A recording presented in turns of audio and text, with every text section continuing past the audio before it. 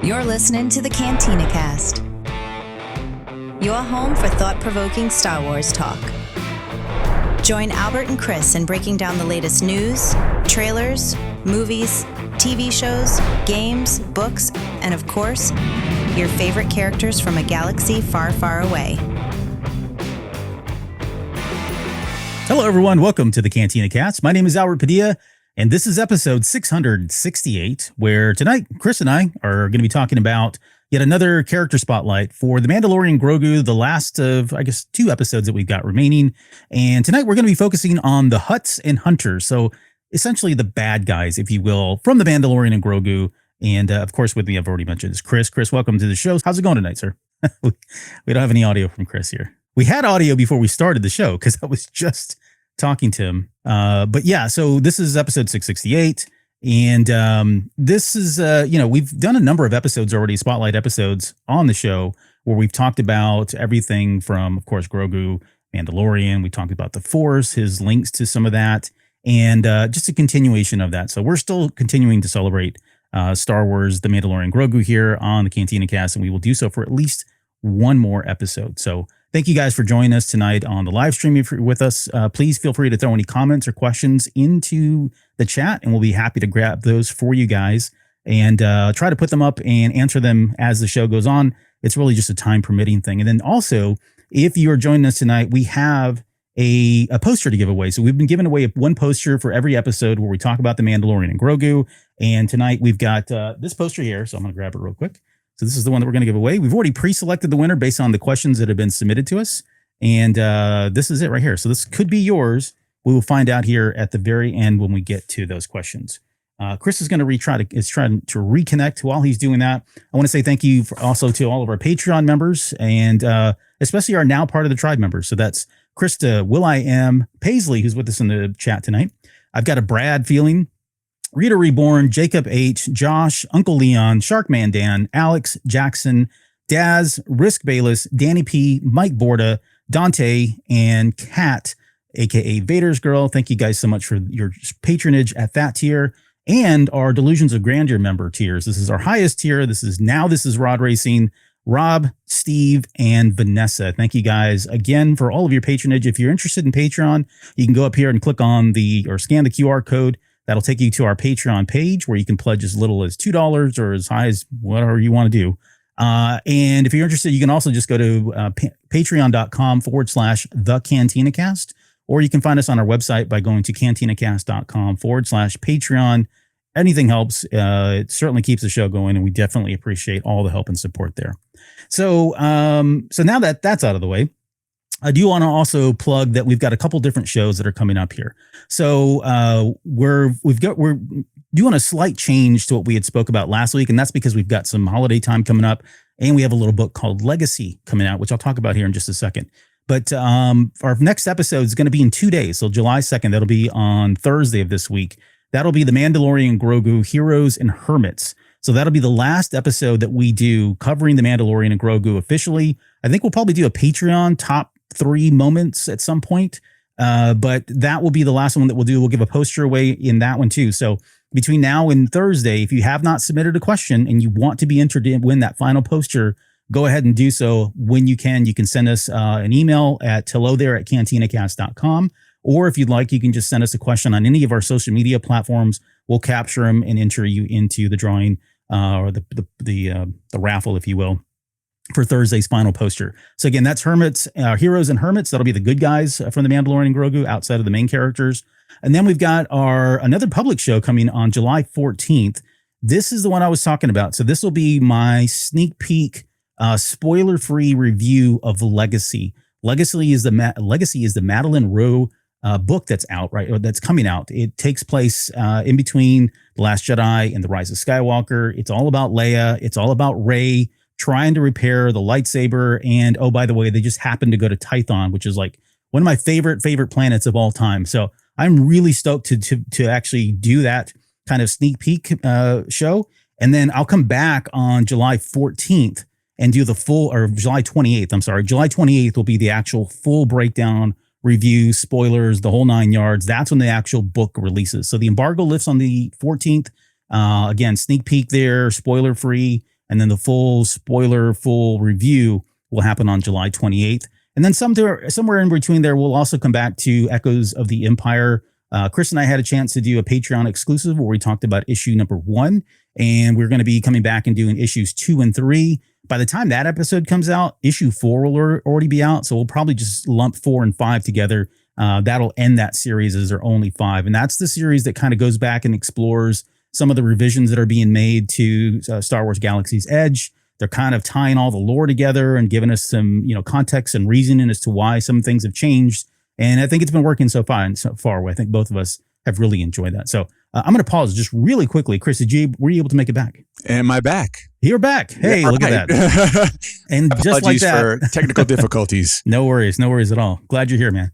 And then somewhere in there, we'll also have a Patreon show. So we have a lot of content still coming here over the next week, or next month, I should say. So stick around for all of that. We've also got Rebel Scum Con coming up here in August, and Chris and I are going to be talking about very soon what we plan on doing for that. So stay tuned for that. He and I will both be live there at Rebel Scum Con. If you haven't had a chance, go out, get your tickets. It's going to be a lot of fun. Mm-hmm. Okay. I think I've covered everything now that you're here. And I'm just going to keep rambling here. So let's get into our main show. Let's get into the full breakdown, I guess, of our Hudson Hunters.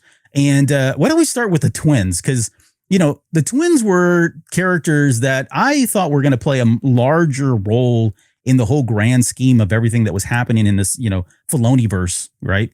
And, I don't know how much of that changed with, all the change-ups of the future, right? Once Gina fell out and some of Rangers of the New Republic dropped and, I don't know the inner workings and what happened there, but it does feel like they were kind of brought in as part of this movie, and maybe they were in some early drafts or scripts of a season, maybe 4 or a season 5. It felt like they were going to be there for a long time, and that's why they had established them in the Book of Boba Fett and to play along with the Mandalorian. That didn't turn out to be the case. Their story is now ended.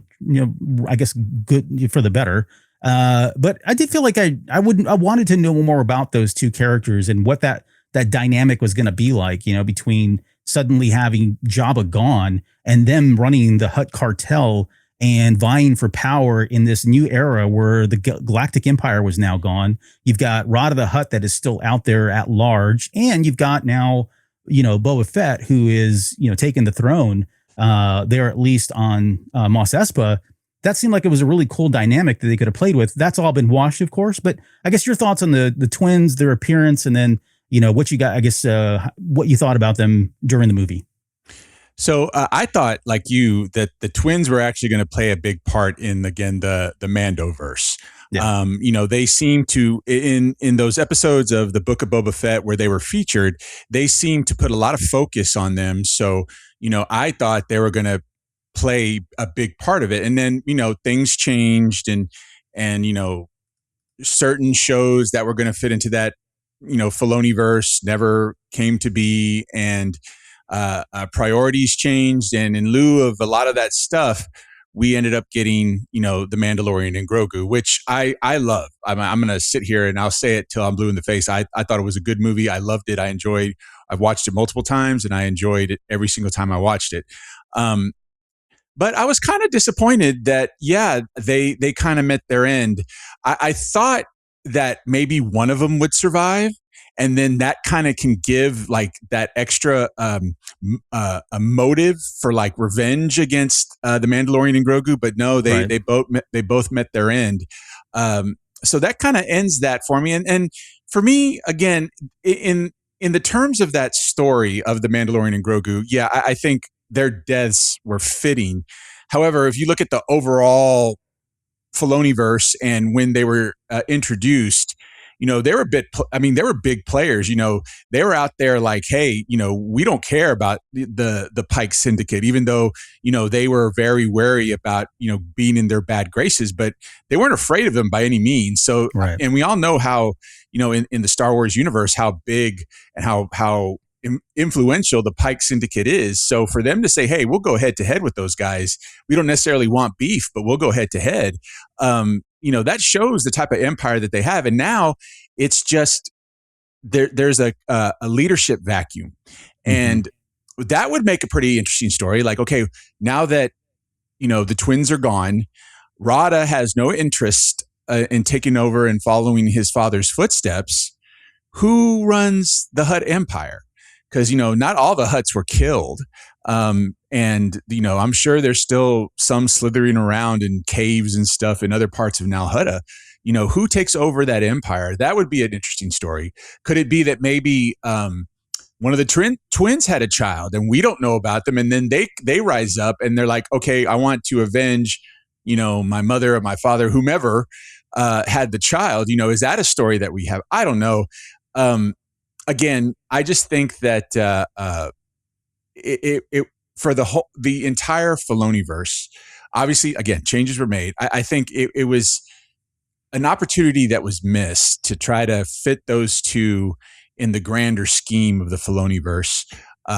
But it is what it is. Again, for the story in that movie, I thought their deaths were adequate. But I wish we could have gotten more. Yeah, I would agree. Like I felt like, especially, and here, this is going to sound kind of weird too, because you remember when they had Guillermo del Toro talking about doing like a Jabba the Hutt movie, and that was rumored to come out. And I remember the time when we were covering that, I was like, I have zero interest in a Jabba the Hutt movie, right? Like him as the main character, whatever the case was, I wasn't really interested. I think my tune has changed a little bit, and a lot of it is just because I've become more familiar with them. Especially, with the twins and some of the stuff that we got from this movie, they do seem more interesting. I think they seem to be popping up here and there. So I think, I kind of wish they would have gone and explored this a little bit more, especially just because that, like I said, that dynamic. But you bring up a good question. I mean, you're right. There are a lot of Hutts that are still around. We saw them. Well, a lot of them were in that compound, that brothel or whatever the heck that was, and they're all likely dead at this point, right? Or maybe they slither their way down in their underground tunnels. Who knows what they do? But there are other Hutts that are out there throughout the galaxy. In fact, there was one, I forget his name now. He was in the comic. I want to say he was in the Crimson Dawn comic, and I forget, he was like another character that was like backstabbing the Hutts, working for, I don't know, the Empire. I forget all that stuff. Jonesy was more close to that than I was, but so there are other Hutts out there. But if you think about it, just in the terms of like the power vacuum that's going on right now, and I don't want to stray too far away from the twins because that's what we're talking about. But if you think about it, we've now lost the twins. Jabba's gone. Rada has no interest in taking over the Hutt cartel.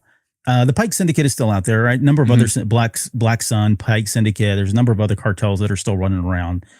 So they could certainly fill the void. But then you've also got you've got a lot of Imperial warlords, and we're going to talk about those guys here in a second too, but they're gone. We got Mr. Johnny Coin's gone.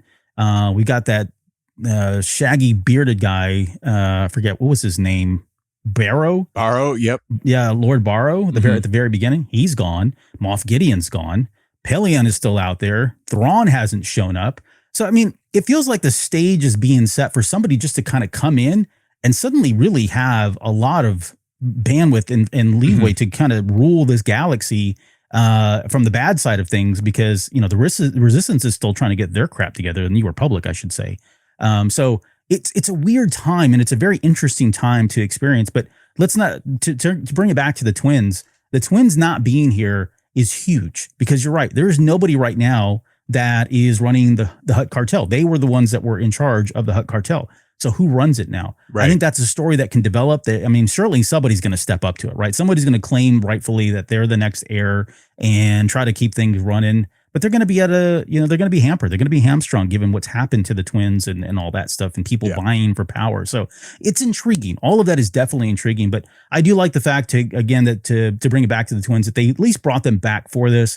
We got to see their demise. I have no doubt they're dead. I don't know. People are saying, well, there was no body. I'm like, we clearly saw it go into the snake. And unless they're not digestible, I think we're okay in saying that we will never see the twins again, and good riddance, because they were disgusting. They were gross. They were so gross. Gross. I mean, I know, I remember seeing Jabba the Hutt the first time when I was 7 years old, and I thought that was just the most disgusting thing I've ever seen in anything up to that point. But the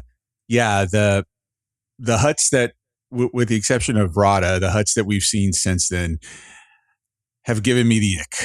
So I'm again, I wish we would have fleshed them out a little bit more in that whole Filoniverse, but yeah, I think their demise was fitting, and so on to the next one. Another story point that could come out of this is similar to what the twins were after in the first place. They were wanting to acquire Rada because just like any other ascension, he is the rightful heir to Jabba's empire. Could it be that other Hutts, are still trying to go after Rada because he's still alive? Could it be kind of like a Han Solo type thing, like in the original trilogy where Jabba kept trying to get him, even though he was with the rebellion? Could it be a situation where the Hutts are trying to still get Rada, even though he's with the New Republic?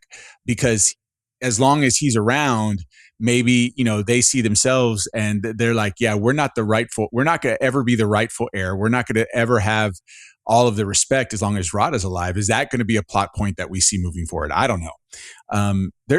It's just, I'm interested to see if they decide to tell a story around the twins being gone and who takes over and what do they want to do, but what do you think keeps them from, and I don't know that this has even been explained. Like, is it just like a honor among, or is it just tradition, customary that they don't do? Because Rada the Hutt didn't want any part of this, right? Right. So if they'd gone to Rada and said, hey, bud, Dad's dead. So sorry, sad. However, you don't want this throne and we want this throne. Do you mind if we have it? And he said, yeah, go ahead, take it.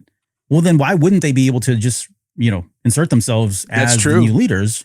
Unless there is like some, again, ceremonial thing or customary thing where they just can't, or look at the Darksaber and look at, Din saying, hey, I yield to you, Bo-Katan here. And she's like, yeah, I can't take it. Yeah. You're still, I haven't beaten you yet. Maybe there is that type of code that they have where, if the true heir to the throne is living, you have no claim to it. Right. And so they have to take him out. I don't know. Again, it'd be an interesting story, but will we ever get that story? True. And I like the idea that Rada is still, because Rada is still out there.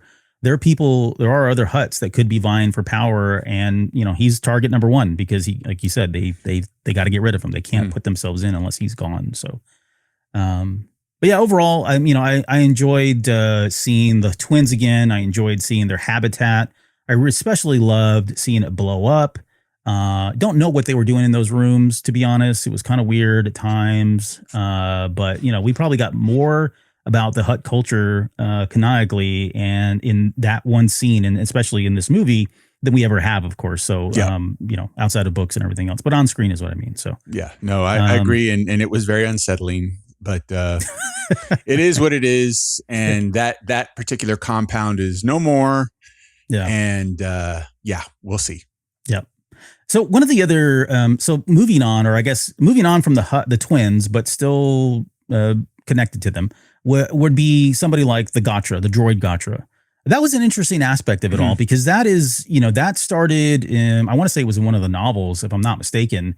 And that was really just remnants of the Clone Wars, like the droid army, I should say, the droid army, and them like fighting for their rights, essentially, right? Right. I mean, and there seems to be some conflict as far as when it started, and that's not really that important. What is important to take away is that these droids felt like, hey, now that the Clone War is over and we are no longer needed, they didn't appreciate the way the Empire was kind of treating them, right? So they were so self-aware that they felt like they had rights, and they had like the droid, what was that guy's name? Tam something, the robot from the Clone Wars. Walt Tambor. Walt Tambor, that's him.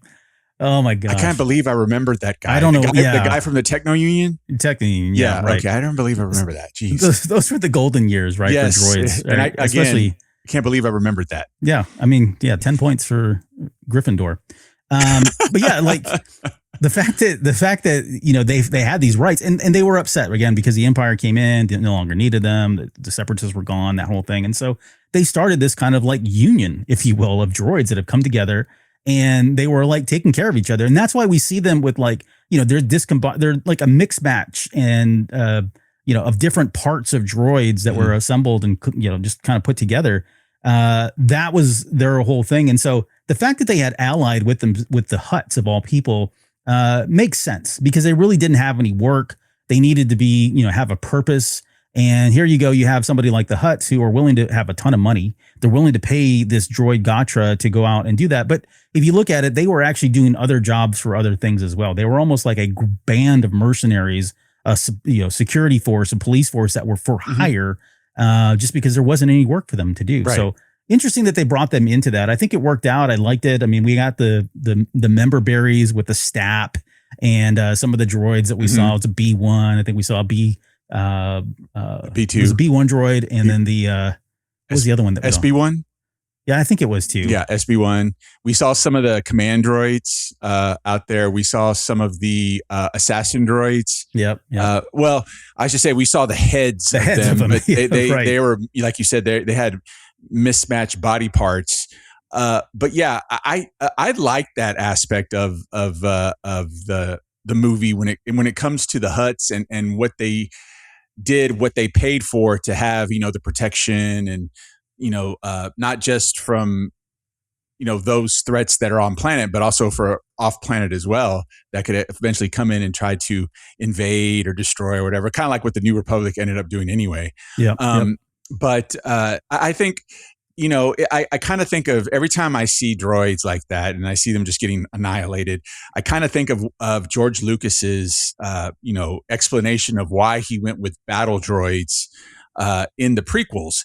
And one, he said, we can control every aspect of them. We can animate them to do whatever I want them to do. Mm-hmm. And two, it's a lot more family friendly when you have a Jedi slicing through metal and an object that's not alive versus like a real person. Sure. And so I every time, I see like all the, in the Mandalorian and Grogu, all of the droids of the droid gotcha getting just smushed and taken apart. That's the first thing that came to my mind is what George said about droids. But it allowed for some real good action scenes. Cause again, you don't really have to play, nice, even though I don't think Star Wars ever played nice with human deaths. But you can get a little bit more gruesome, but it's a droid. So it's you're not really upsetting anybody. You know what I mean? Yeah. So that's what I thought of with the droid Gatra. Yeah. And it makes sense too. Like, I think also the thing and we don't need to spend a lot of time on these guys because I'm not sure where they go from here. Cause now, their biggest employer is gone in the Hutt cartel. So unless somebody steps up and says, oh, by the way, you guys are hired again, I'm now in power. Here you go. You've got another faction of, mercenaries, large group of mercenaries, assuming they weren't completely wiped out in that movie, which I don't think that's to be the case. You've got a completely large group of mercenaries, guns for hire, droids for hire that are just kind of out there in the galaxy. And now anyone else can pick them up. So does that shift the power of, another cartel or Black Sun, or maybe the Pikes pick them up, right? That can sway things. Now the Hutt cartel is no longer there. So we'll see where they come. But I do want to just quickly go to the chat. There were some comments in here. One versus CPU was I was trying to think of that Hutt from the comic book series. Gracchus, that wasn't him, but it was this other one that he came up with. That's Boku. That's the guy. Mm-hmm. So Boku was a part of that comic. And I don't remember, honestly, if he survived. Vader might have killed him for all I remember. But yeah, the point of that was there are a number of Hutts that are out there. I think when Dale was talking about here, he says they probably were afraid that he'd change his mind later in life. This is referring to Rada. And, why didn't they just go in and insert themselves when Rada didn't really want it? So you're right. It's probably something there, whether that's code, honor, customary, tradition, whatever. They probably would have explained it at some point if that turned out to be the case. But in my head, I can't see a scenario where Rada would ever want to go back. I think they made that pretty clear in this movie. Mm-hmm. Like that was his dad. He lives in that shadow. He lives in that legacy. He's got that. He bears that cross from here on out. But he's just trying to make his way in the galaxy as a free man kind of thing now, or Hutt, whatever. Okay, so there's those, and then the other one, which is kind of still tied to the twins, which it's a light topic, and I know you and I talked about it when we kind of did our breakdown of that. It's the Amani. Because the Amani was a kind of one of those throwaway action figures from the those type of characters have a name. Yeah. Amana Man. You talking about Amana Man? Yeah, and you talk about throwaway action figure character. What I'm saying is those type of characters have a name. Yeah, exactly. Yeah, the Glup Shitos is the name, right? Yep. But that's totally what a man was. A Glup Shito. Man was by definition one of those. I mean, Now, he's not, like, you can, if you go back and watch Jedi, like, unless you're really, really Exactly. looking for him, you know, and you've got good lighting and you've got a way to pause it at a half-second mark, you won't see him. But he's there. He's definitely there. But he was one of those characters, you know, again, action figures. It was kind of like, okay, it's kind of weird looking. It looked like a big piece of, I don't know, Laffy Taffy or something. And, you know, over time, they brought him back, I think, into the Clone Wars. There were a couple episodes there where they brought them back in, but they actually made them, you know, kind of lethal in this movie, which I thought was good. Like, they gave them and showed them some respect. And this is more Jon Favreau, you know, reliving the glory years of 1984 than anything else. Right. But I do love the fact that he brought some kind of, I don't know, weight to them, if you will. You know, we got to see them as good swimmers. I think at one point they did show them roll, if I'm not mistaken. That was how they got around. Yeah. I can't remember now if that was the case or not, but we got to see that. I love the scene where Mando fights like those four in the big bulk carrier thing or whatever. Yep. So yeah, then, and of course the water scene was really good. You know, I mean, they really didn't have a chance fighting the Mandalorian, but nonetheless, I thought they made him as some pretty good characters. So, you know, I liked it.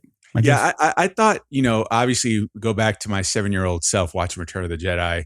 I had the action figure that it came out like in late 84, 85. It was one of the last ones released for Return of the Jedi. And it was on the peg. I got it. And I was like, I don't recall seeing this guy at all. Right. You know, and I didn't notice him. They were just printing money, man. They were just printing money. I didn't notice him until probably if we go to 1995, when I purchased the original trilogy VHS, the last time in its original form. Right. And I finally noticed him and I was like, I think I had that action figure. And all he does is chill back there. So to see them in action, the way that they are right now, I would have never expected that from the Amani at all. Right. I thought they were just chilling in the back, you know, smoking a hookah pipe like everyone else does on Tatooine. But no, they're actually lethal killers. And that's something I didn't expect. And so it actually, like you said, it brought up the level of respect for that character. So I don't even know if we can categorize it as a Glup Shito anymore, because you know they've had that time on screen, and normally those are reserved for, like, you know, bit characters that have a half a second time on the screen. I think Amana Man is still Glup Shito, but I think as a race, they've been elevated. Yeah, that's fair. I can get behind that. Yeah. So. All right. Well, that's pretty. I think that's all of the stuff that we had at least tied to the twins. Let's talk quickly about the Imperial remnants. We brought this up. It is interesting. Since now that we've had some time pass between the movie and now, I actually went back and finally watched some of those episodes of The Mandalorian. I specifically honed in on season 3 when they actually showed the Shadow Council. I think it was episode 5 or 7, I think, or something like that. The Spies was the name of the episode. And sure enough, both Lord Barrow and Lord Janu were in that hologram. You and I had talked about it, and I think at the time we were like, I can't remember if they were there or not, whatever. They definitely were there. So it is interesting that they did bring both of those actors over into the movie. I think the big, I thought they did fine. It certainly felt like the Shadow Council is such that the commanders for all of these different groups kind of had some leeway in terms of what they wanted or what they would do with the regiment that they commanded. So in other words, you had some commanders, like probably Paleon, who were very loyal to the Empire, and they kept everything together, right? They ran on their Star Destroyers. They went around, did Imperial type stuff. And then you had people that were more opportunistic, like Barrow and Janu, who were more about extortion and exploiting. Coin kind of moves over into the down into the underground and gets into like the crime syndicate stuff, and he becomes very powerful there. But that's not really what the Empire was doing, right? He was still touting as though he was Empire. He had that respect. He had the clout as a commander of the Empire, but his fortune was being made down in the crime syndicate type stuff. Yep. Whereas you have other ones like Barrow, who was probably still doing Imperial type activity, but he seemed like he was more involved in just exploiting citizens and offering false protection, right, and upping prices and all that stuff. So it was interesting how they were still all together, but they were all kind of taking different approaches about what they would do with their remnants, with their contingents. And because there was really no unifying person, there was no, de facto leader like a Thrawn or Vader or anybody else.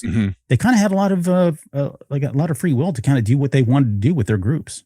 Yeah, they absolutely took advantage of the power they have from within the Imperial Shadow Council, essentially using that power to make the environment suitable for them to make money. Whether it's, if we look at Janu Coin's gladiator operation, I'm sure that he pulled strings, being who he was, an Imperial commander, to say, okay, I want to remove this restriction, this restriction, this restriction, so that I could have my gladiator fights. Yeah. Same thing with Barrow, removing restrictions or maybe even inciting violence based, with particular policies that he may have put in as an Imperial commander. So that way these systems, worlds, villages, whatever, would have to come to him for protection. Right. Similar to what we saw like in Andor, where they're creating the chaos. They're creating the chaos to create the illusion that their action is necessary. And justified. Yeah. And justified, which unfortunately we kind of see in real life now. Yeah. But I have no doubt that everyone in the shadow, we even go back to Moff Gideon doing what he needs to do so that way he could have his, ultra commando sect of trooper Mandalorians.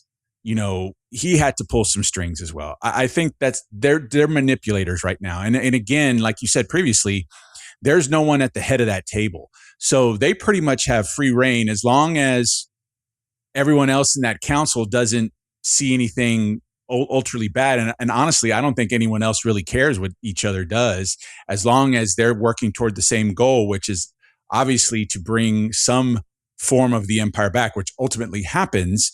I don't think they care. So they're just using their power. They're abusing their power to make things favorable for them so that they can profit.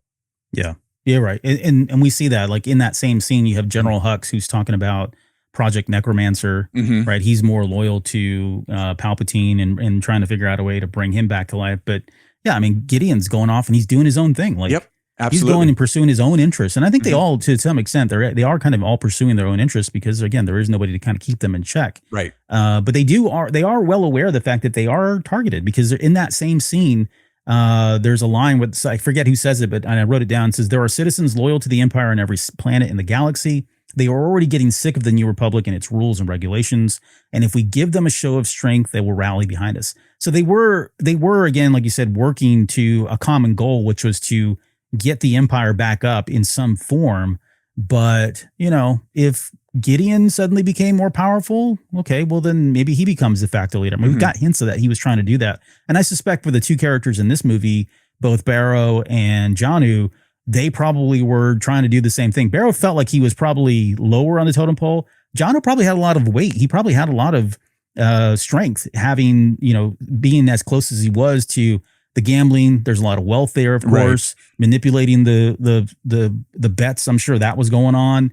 And, just his ties with the different crime syndicates. He was probably likely somebody that could have rose up in power, similar to like a Kira, later on with Crimson Dawn, or even like a Darth Maul rising to power, right? So he was probably one of the ones like Gideon and of course Thrawn, who were at the top of the chain. But again, the takeaway for me was that now with both of those gone, we are down to Hux. There's the female Shadow Council member. I don't think they've ever given her a name. They have. Right. I don't know what it is.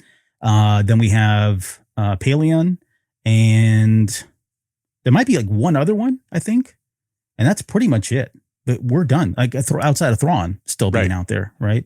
And so we know where this is going to go too, because Hux is going to eventually get in there and start to, rise in the power. Brendel and Armitage rise in the power there with the new First Order. First Order. Thank you. Mhm. Yep.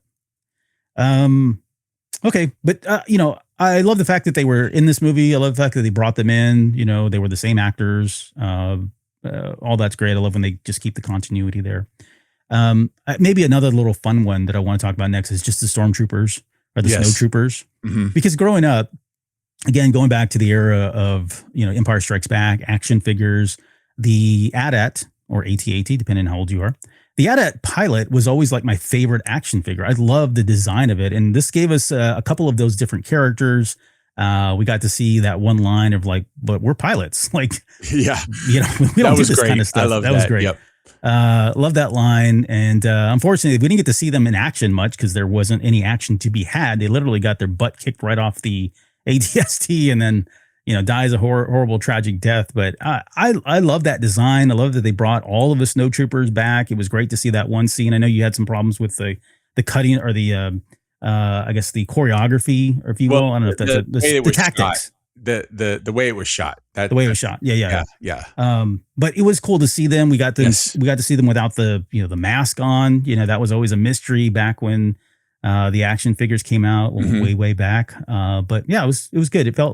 It was nice to see more snowtroopers in live action, and they were always kind of one of my favorite characters and action figures from the old sets. No, when I was growing up, I thought the snowtroopers were the stormtroopers. I keep in mind the first Star Wars movie I remember seeing in the theater was Empire Strikes Back. So when I saw them, I thought the snowtroopers were the norm, and the actual OG Stormies were like the ones that are different. Yeah, and you don't really see those until like later. I think later on, exactly. So that's probably my favorite trooper outfit of them all. Yeah. It's I don't get me wrong, I love OG Stormies, I really do, but I think the snowtroopers are my favorite. And then as far as pilots go, I love the design of all of them, not just the AT-AT pilots, but the TIE pilots and what's another? There was another pilot, a TIE pilot.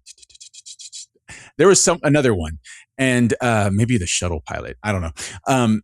I love how their mask is similar to that of other stormtroopers, but it's different, and that's what really intrigued me is the way that their helmet is similar but different. And yes, the AT-AT pilot is one of my favorite, I guess. What do they call them? Troop builders or one of my favorite troops. Yeah. Mm-hmm. Army builders. One of my favorite ones other than the stormtroopers in all of Star Wars. I thought they look, even if we move forward to, or technically backward to like the clone pilots, I think that their outfits don't hold a candle to the pilots of the Imperial era. Yeah, I love them so much. Yeah. So whenever I see a pilot, whenever I see someone cosplaying as a pilot of any kind, whether it's a TIE pilot, AT-AT pilot, I always try to take a picture of them because they are one of my favorites. And I don't think I've ever seen someone cosplay a snowtrooper. We see a lot of TKs all over the place. I've seen a short trooper is another popular trooper because of Rogue One. I don't think I've seen a snowtrooper. There is a fan base or a fan group down in San Antonio, and they might be part of 501st. I have no idea, but I know there was somebody out there who would do a snowtrooper every year. Never met him in real life, but he was a buddy of someone I did know who also did a sand person, and so they would show up for different events and all that. But you're right, you don't see them very often, which is kind of unfortunate because I think it's one of the cooler designs as well as far as the Imperial stormtroopers look like. Okay, right. Why don't we kind of finish, I guess, talking about our Hutts and Hunters on an actual bounty hunter, and let's talk about Embo. Embo was, and again, I know we talked about this on the main breakdown, but I thought they did a really good job with Embo.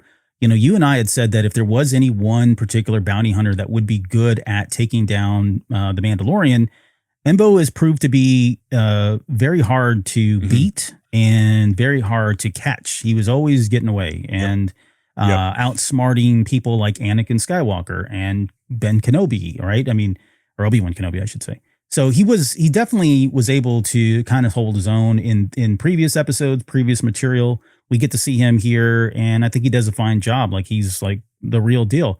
His whole deal, though, was he was always just for hire. It didn't really matter who he was working for. Like, in true bounty hunter sense, he didn't have sides. He didn't take sides with any one faction or another. It was just whoever paid him the most money. Yep. And so you'll see, if you go back and look at some of his history, he's kind of sided with just about everyone that's out there, right? To him, it was all, it was just money. That's all it really. At the end of the day, that's what it was about. So that the Hutts would go after him and see him as somebody who potentially would be able to take the Mandalorian down says a lot as well. I mean, they have a lot of contacts. I'm sure they're well versed in who the bounty hunters that exist during this time, who's who are the good ones, who are the bad ones, and he was the first choice. But I like this portrayal.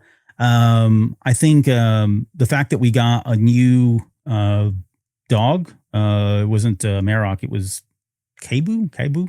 Yeah, I think it was Kaibu. Kaibu. Final answer. That was cool. I mean, I like that they brought him back in, or he's got another dog, and I think it was in the Aftermath series where they announced that his old dog Merrick had died, which that would have been kind of really weird now that you think about it, now that we have Merrick sitting in the Ahsoka series and as well as the Darth Maul series. So but yeah, I thought they did a good job portraying him. I like the fact that we got to see his ship. That looked, as best we could. Anyways, it was kind of dark, but everything stayed true to the character. I really enjoyed it.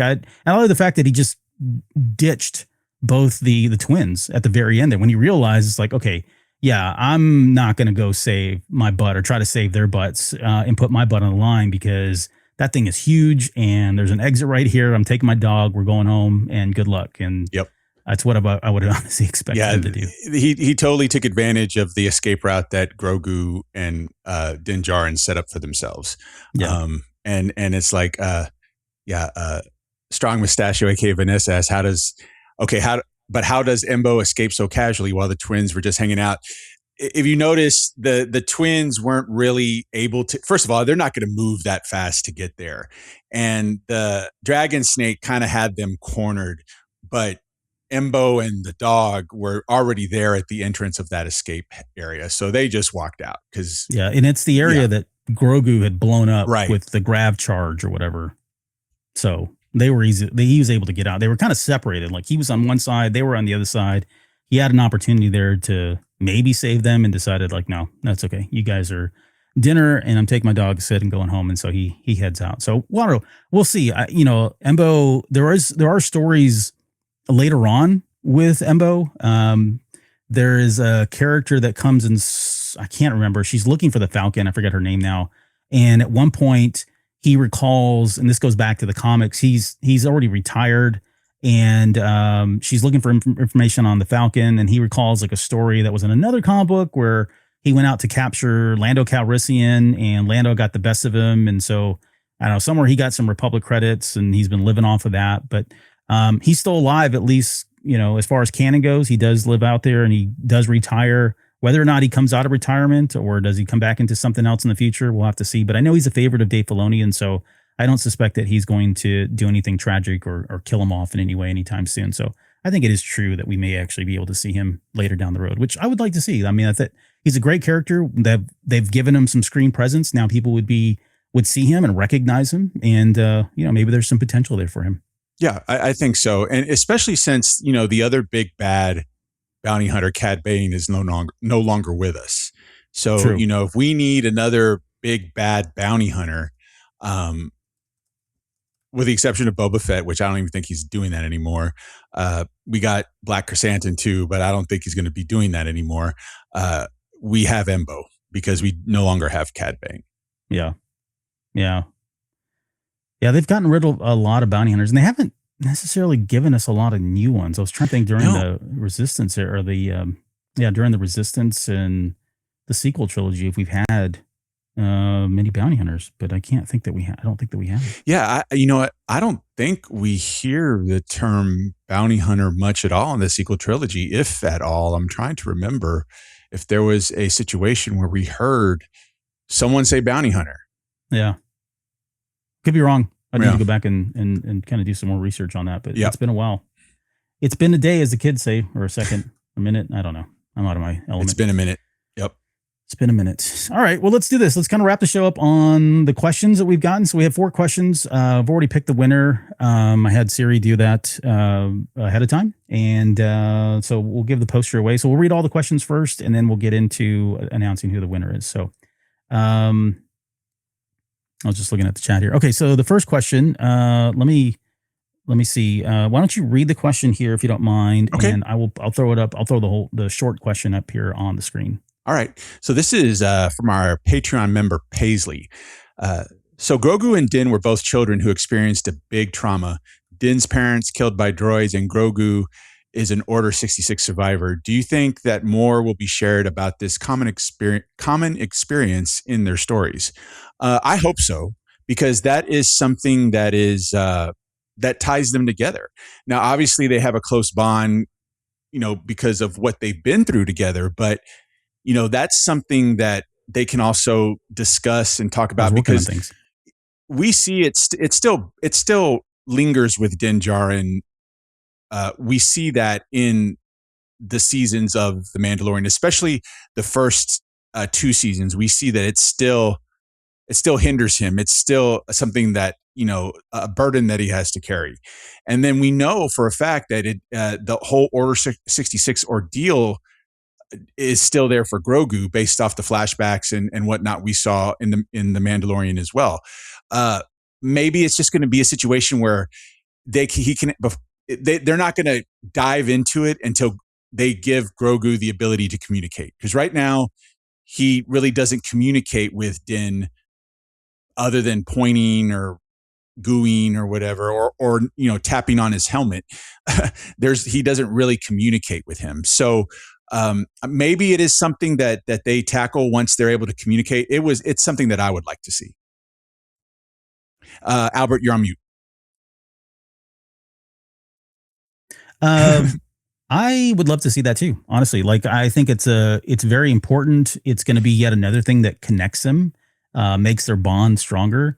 But you're right. Like, I was thinking about this question, of course, before we came on air, and I thought, well, there is the barrier of communication, and until they fix that, until they break that, they're not going to have that conversation unless Grogu finds a way to telepathically speak with Ahsoka, right? They had that conversation when she was talking to him. I kind of read that at the time as like, okay, that's a Jedi thing, or they're talking through the Force because they're both Force sensitive. But I don't know, maybe they don't. Maybe they explain it as like Grogu has this ability that's innate, and he's able to speak to people, and so they could have that conversation that way. I mean, probably doesn't, do well on screen, but I don't know. Maybe they add a voiceover or subtitles or something like that. But yeah, I think it's super important that they both have that conversation at some point, because it is going to, again, bond them and bring them even closer together than they already have. Exactly. Yeah.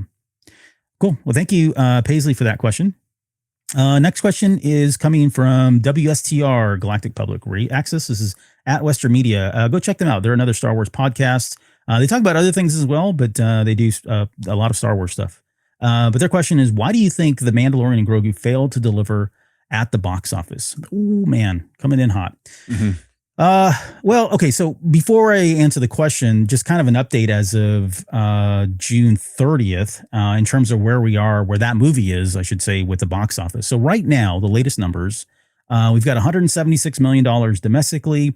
We've got $52 million internationally. That puts the final total, or I guess the grand total right now, at $328 million. This was working on a budget of like $165 million. So here's where things get messy. I guess it goes back to, what do you define as success? You and I talked about this, I think, during the final hype, and how would, we always ask the question, like, is this going to be a successful movie? And it really comes down to your point of view and what you consider to be success.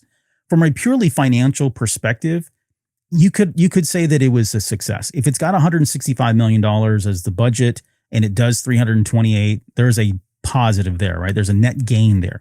Where I know a lot of the feedback comes into is, what about the marketing, right? Well, they spent X amount of dollars. I don't even know what the numbers are, 100 million, 150 million. I get it. It makes sense. Like, rationally, it's all part of, like, when we think about our bills, right? Everything that we pay for comes right out of our income, and we don't separate it or segregate it in any way. It's not really how movies work. And I'm not being an apologist here. I'm not trying to make exceptions, but the reality is most movie companies, Disney included, they have a separate line item, separate budget set aside for marketing. And the reason why they do that is because they want to take the production costs and subtract that from the net gross. And when they go to their shareholders and they say, how did this movie do? That's what they report on, because the money that comes from their marketing comes in from all kinds of different promotions and contracts, and I don't even know what. Like that's why they always separate it. It's just not part of it. So if you want to look at it from like a very simple 1 + 1 = 2 number, then yes, I would agree. It's probably not profitable. They probably did lose money. But do they subsidize that? Do they offset that somewhere? Do they write it off in some way and cover it with another expense from a totally different thing? You know what I mean? Like businesses will do that. And so they don't really use that. It's more of like an OPEX kind of expense versus a CAPEX expense. Right, and exactly. That's what I was purely, yep. Yeah. So from a purely CAPEX expense, it has been profitable. Okay. So that's the financial side. At least that's my take on the financial side of it. If we're talking about the, I guess, how it was received, right? As of today, and for better or for worse, I mean, you can go out there and there's a ton of different companies out there that rate movies and stuff. I'm just going Rotten Tomatoes because I was in a hurry. But Rotten Tomatoes has it at like 61% on the Rotten Tomato meter. It's got 87% on the popcorn meter. So 87% is like the fan goers, people that go in. They're not the reviewers. They're not the hoity-toities that sit behind a keyboard and talk about how much better they could have been if they had only been a writer or director. These are people that are just like you and us that go in and write it. So that's at 87%. So from that perspective, that was successful. Even for Rotten Tomatoes, that was successful. All that said, it still feels like this movie was a bit of a letdown for me personally. Okay. And I think a lot of it is to answer the crux of the question here. I think a lot of it, there's a couple different reasons. We talked a little bit about the marketing. It was kind of weird. It was really quiet for a long time. And then it suddenly came in massive amounts. And I still had people that were saying like, I hadn't seen anything. I haven't heard anything about this movie. And I thought, holy crap. Like maybe I'm just in this bubble. And unfortunately I get all of it. And so I felt like I was just being inundated and completely flooded constantly with the marketing materials. They were targeting me. I know they've got my algorithm is such that I'm going to get all that stuff first and foremost. So maybe they didn't do a good job with getting out to the general public. I think another thing that was contributing to it was just the staleness of the franchise of this IP. Like it's been a while. It'd been 5 years since we had, season 3 end, and now we're coming into the movie. And I think they were really banking on people to kind of rekindle that relationship with the Mandalorian and Grogu. And I think a lot of people did. I mean, clearly by the numbers that we've got here, but it didn't hit like they wanted it to hit. Right. And I think, again, some of that is just Star Wars wasn't as relevant. It's been a while since we've had anything Star Wars. Even, we don't get the action figures like we used to. Comic books are really bad in terms of sales. Books are okay depending on the content and the artist. The TV shows, we don't really have true numbers on that because it's Disney feeding us the numbers. But by all measures, it was doing really well. But I just don't know that Star Wars was as relevant as it probably needed to be. And then the third thing was this story. I'm not going to say it was a safe movie because I don't think that's a fair word. No. I get it. I understand when they say that. Did it take any risks? Did it take any chances? No, I totally understand that too. I thought it was a fun movie. I was watching that movie. I loved every minute of it. I wasn't sitting here kicking and screaming because I was so mad that something happened the way I didn't want to or anything like that. Like I walked out of the theater every single one of the times that I saw it feeling pretty happy about it. So for me, it was successful in that perspective.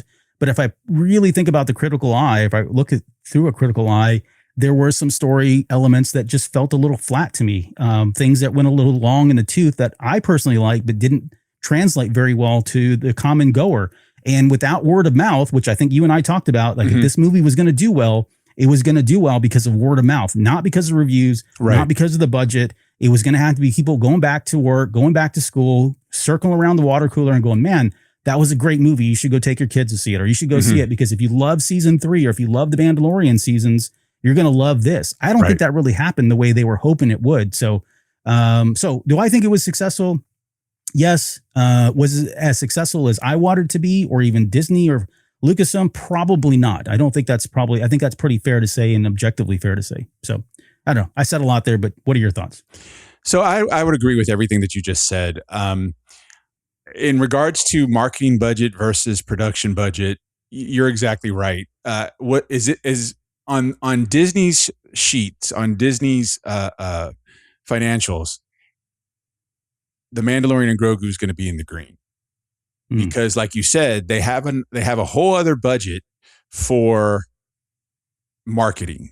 And they allocate so much toward. Now again, are we talking dollar for dollar? If we want to say dollar for dollar, maybe it might skirt by $10 million or something like that, but definitely not as much in the green as a movie like The Force Awakens pulled. You know what I'm saying?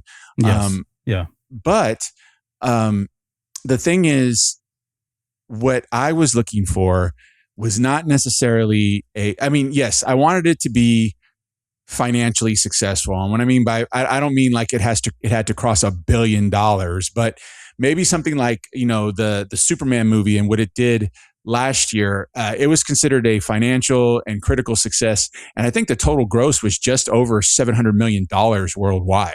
It didn't sniff $1 billion, but it was still considered a financial success for, DC and Warner Brothers. So that's what I was looking for, is maybe between the 5 and 600 million mark. So we didn't get close to that. And now what I'm hoping for is that more eyes will see this movie when it hits Disney Plus. Because from a financial perspective, it made its money back, but I wouldn't call it an overwhelming success by any means. But the thing is, the people that saw this movie and went in with, no chips on their shoulder, they liked it. Yeah. I mean, they liked it. I mean, cinema score, it has a good cinema score. It had a good review, a popular review from, moviegoers on Rotten Tomato. So people like the movie. I'm hoping that more eyes will get on it, so that while it may not have been the financial success that I was hoping that, and I actually said it needed to be, maybe it could be a fan or a success as far as how many eyes see it. So that way, the concern about this being the first movie under Filoni and Brennan, which technically it wasn't, but people are going to see it that way. Right. That maybe there's like, okay, maybe they could use, they can use their critical thinking and say, okay, maybe it didn't make a lot of money, but it's still a good movie. So I'm excited to see what comes next. You know what I mean? Yeah. That's what I'm hoping for. Overall, was the movie successful? I would say, if I have to rate successful, between, using a ranking of 1 to 10, I would say it's probably a 7. It's successful. It's not uber successful. It's not as successful as I would want it to be, but successful nonetheless.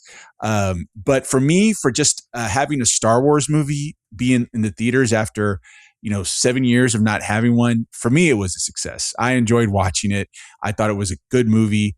Again, it didn't break any rules. It didn't take any chances, but it told the story that I don't want to say it was needed. I don't want to say it wasn't needed. It's told a story that was entertaining. And that's really what I was looking for. One last thing I'll talk about in regards to what may have caused this to be not as financially successful as like other Star Wars movies. I was listening to another podcast. I don't remember. It was just something that I was flipping through when I was like doom scrolling. And they were talking about the oversaturation of Star Wars visual media that we have now, with all of the TV shows okay, and whatnot. We've gotten so many TV shows, and they were talking about back when, there was a time before Disney Plus, when a Star Wars anything visual media showed up, whether it was a TV special or a movie, it was an event. Mm-hmm. Heck, Rogue One was an event, even though it was not a saga movie, even though it happened in between episodes 7 and 8. Rogue One was an event. Obviously, all of the sequel trilogy, they were all events. The one that was kind of iffy was Solo, but we were coming off a lull and some garbage that was coming down from The Last Jedi, and also there was marketing. But that's what they were saying, is that because we are now saturated with Star Wars. We don't have any downtime between one big Star Wars project, whether it's a TV show or movie, and another one, whether it's a TV show or movie, that it's lost that aura of becoming an event whenever a new Star Wars visual media television show movie drops. And I think that's kind of true. Going back and just thinking about it, we've gotten a lot of content between The Rise of Skywalker and The Mandalorian and Grogu. If we talk about, Obi-Wan Kenobi, Ahsoka, Skeleton Crew, 2 seasons of The Mandalorian, 3 seasons of The Mandalorian, 2. Then not to mention we have the Visions, and then we have Young Jedi Chronicles and the Lego Star Wars stuff that we see on Disney Plus. We have a lot of visual Star Wars content that we've never had before. Yeah. And while I enjoyed all that stuff, maybe that contributes to, hey, we'll miss the debut of this movie. We'll catch it either later on the weekend, later a week, or maybe they just completely forget about it and they wait till it comes on streaming on Disney Plus. It's just not an event anymore. So I think that also contributed a little bit to the popularity and the low gross, numbers as far as like how much money it made for The Mandalorian and Grogu. But again, I don't that's just my theory. I do see like a lot of chatter around Starfighter that I didn't necessarily see for Mandalorian and Grogu, and we're just under a year of that movie debuting. So let's see what happens with Starfighter. We really don't have anything coming out other than that Vision story later this fall. Maybe we can pick the hype back up, and the release of Starfighter will be an event. It's to be determined. Yeah. Just a quick answer, yes or no. Let's fast forward, 10 years from now. Do you think we're going to look back at this movie and say it was successful or a failure, or the same? Because here's and it's kind of I don't want to prime the question here for you, but Star Wars is a franchise that is such that if they come out with content later that reinforces and backs up this content, like it tends to like put this in a different light. We go back and look at it and go, wow, this makes sense now, or it's and it's the benefit of going and doing like retcons and stuff, if you want to call it that, right? It's the benefit of it. And that's something we've always been very fortunate to have in Star Wars, where things can get better over time because the stories become rich, the characters become rich, they start to expand, they start to become more world building than was initially sought out to be. It's the Clone Wars effect, because look at what the Clone Wars series did for the prequel trilogy. Look at what it did for that. So you're absolutely right. If we got more content around this movie, or I should say the Filoniverse timeframe, it could very well be that props up that movie. Now, let's say we don't have that. Will it be considered a success? I don't know, because here's the thing. If I have enjoyed all the Star Wars movies, there's not one that I can say that I don't like or I outright hate. But there are some that are stronger than others, obviously. For me, the weakest one is Solo. I think that's the weakest, even with Mandalorian and Grogu. That I don't even think the Mandalorian and Grogu is not on my bottom 3. I think, again, Solo is the weakest. But if you see the chatter out there on social media and on the internet, people love that movie.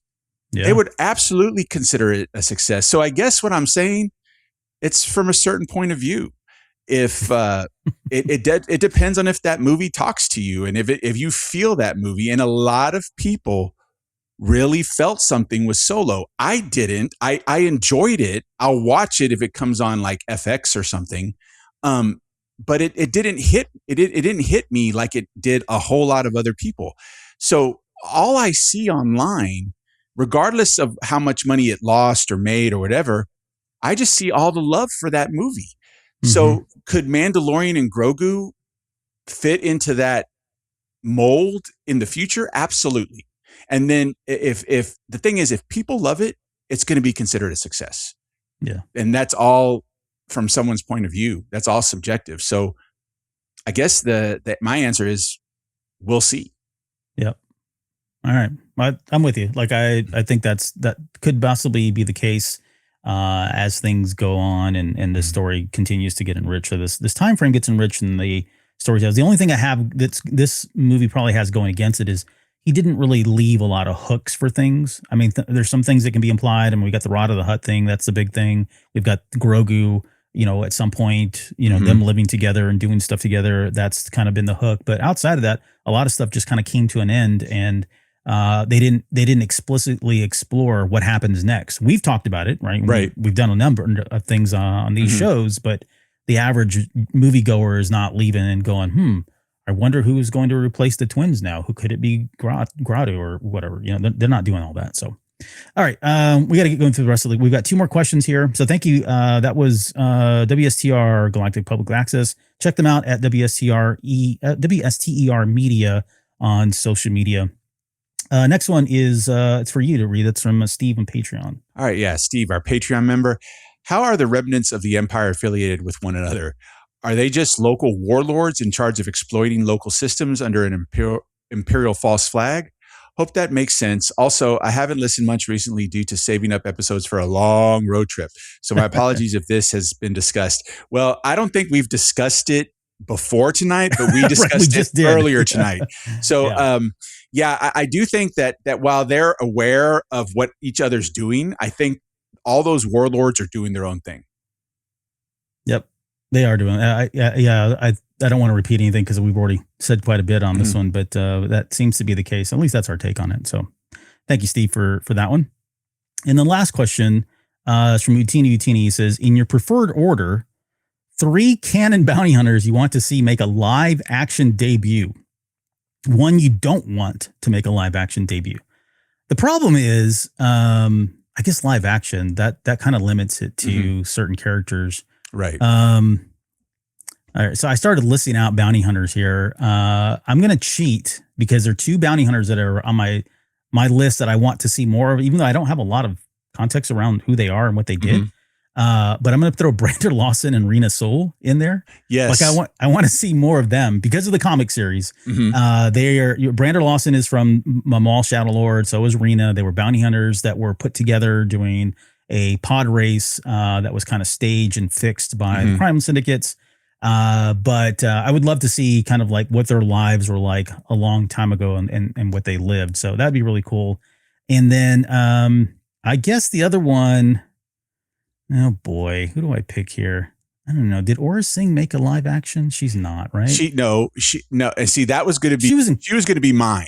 Now, okay. She's already been in live action. She had like half a second of screen time in The Phantom Menace. That's where she became real popular. Yeah, that's right. But I don't. Do you consider that no screen time? No, I don't. That's no. Well, okay. A lot of people might, but I don't. Okay, I'm going to cheat, and I don't. I would like to see a story in live action. Now we've seen him in animation. We've seen her in animation.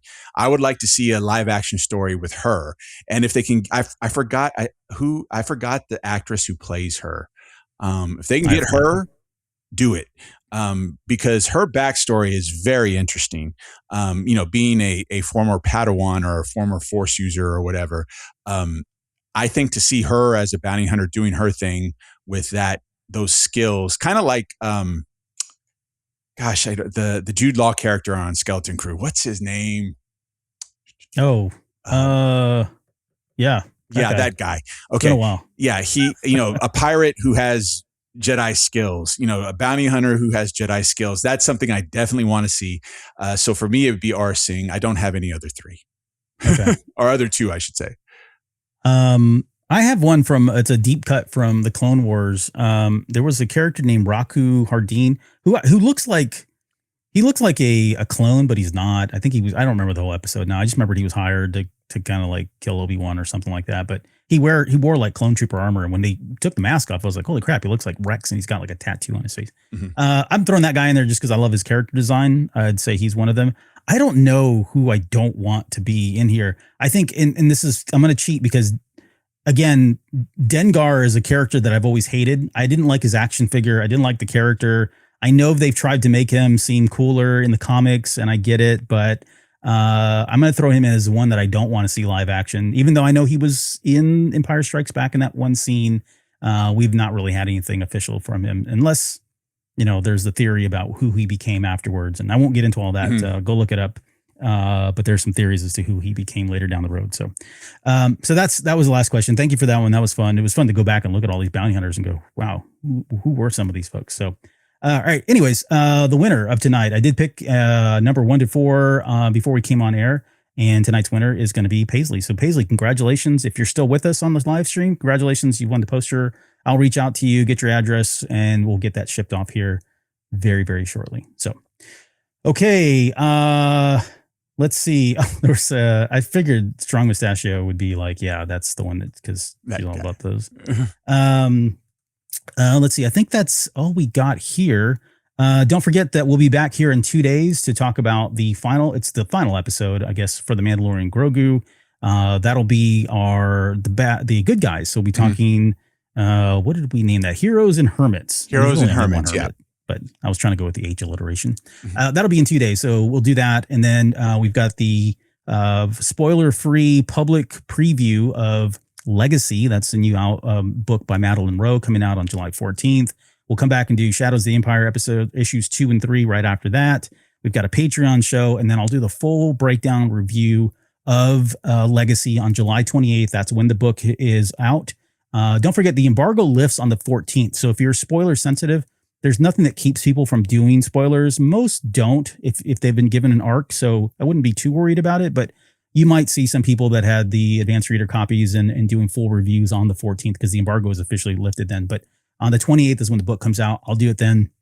Go read the book. And then we're going to try to get Madeline Rowe on this show for an interview at some point. So more on that as time progresses here. So, hey, but before we get out of here, how about some shout outs to all the folks that joined us on the live stream tonight?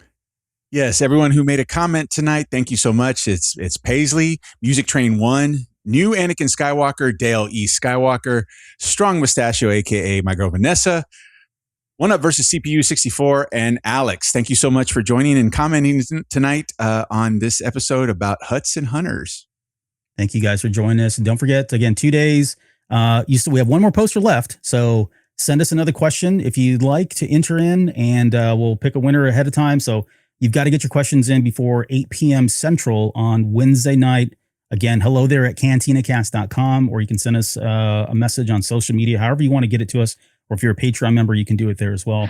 Get us your questions. We'll give away that last poster on Wednesday night. So we'll end the show there. And on behalf of myself and Chris, thank you guys so much for joining us. And we'll see you all here in about 2 days.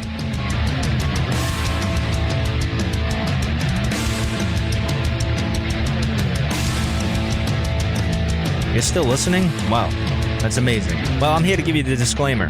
Normally we do a big, long, drawn-out disclaimer thing saying what's what and who's what and all that other stuff, but I think you guys kind of know that Lucasfilm and Disney have no affiliation with us at all, and we have none with them. We talk about Star Wars, which is their property, and all that other good, fun stuff, but I think you can tell which is our stuff and which is their stuff. If you can't, well, then send a lawyer to send an email to me, and I'll be glad to chat with them. Other than that, you know what's what, so that's your disclaimer.